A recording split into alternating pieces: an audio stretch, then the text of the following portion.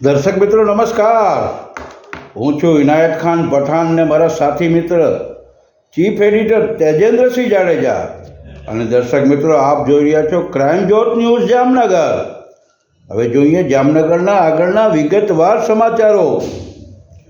દર્શક મિત્રો, તાજેતરમાં જામનગરના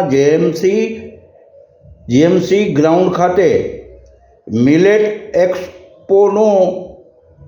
એક્સપોને ખુલ્લું મૂકતા રાજ્યના મુખ્યમંત્રી માનનીય શ્રી ભૂપેન્દ્રભાઈ પટેલ સાહેબ, ત્યારે આ પ્રસંગે તેમની સાથે રાજ્યના ગૃહમંત્રી શ્રી હર્ષભાઈ સંઘવી સાહેબ, જામનગરના સાંસદ પૂનમબેન માડમ વગેરે જામનગરના ભારતીય જનતા પાર્ટીના પદાધિકારીઓ તેમજ સરકારી અધિકારીઓ સાથે રહેલા હતા.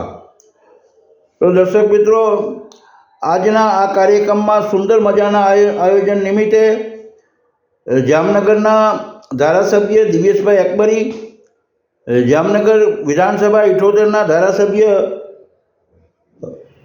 રીવાબા જાડેજા, જામનગર મહાનગરપાલિકાના પ્રથમ નાગરિક અને મેયર શ્રી વિનોદભાઈ ખીમસુરિયા, જામનગર મ્યુનિસિપાલિટી કોર્પોરેશનના કમિશનર શ્રી મોદી સાહેબ, જામનગર જિલ્લા કલેક્ટર સાહેબ તેમજ જામનગર મહાનગરપાલિકાના સ્ટેન્ડિંગ કમિટીના ચેરમેન ભાઈ શ્રી નિલેશભાઈ કગથરા સાહેબ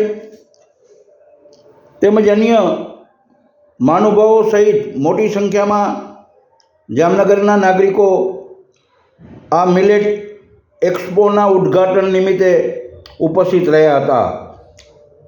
ત્યારે દર્શક મિત્રો, આપને એ જણાવતા હર્ષ અને આનંદની લાગણી અનુભવી છીએ કે તાજેતરમાં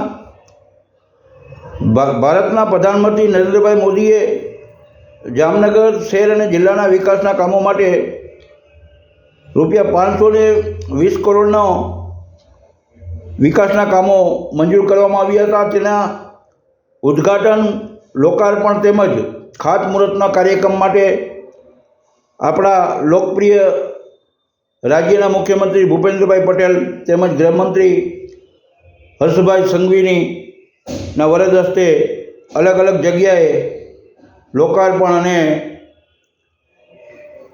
ખાતમુહૂર્તના કાર્યક્રમનું આયોજન કરવામાં આવ્યું હતું. એટલે જામનગરની વિકાસની ગતિ આગળ વધારવાના તમામ પ્રયાસો રાજ્યના મુખ્યમંત્રી ભૂપેન્દ્રભાઈ પટેલ કરી રહ્યા છે. ત્યારે આજે જામનગરના લોકોએ એમને વધાવ્યા હતા. હું છું ઇનાયત ખાન પઠાણ અને આપ જોઈ રહ્યા છો ક્રાઇમ જોત ન્યૂઝ જામનગર. હવે જોઈએ આગળ વિગતવાર સમાચારો. જય હિન્દ, જય ભારત.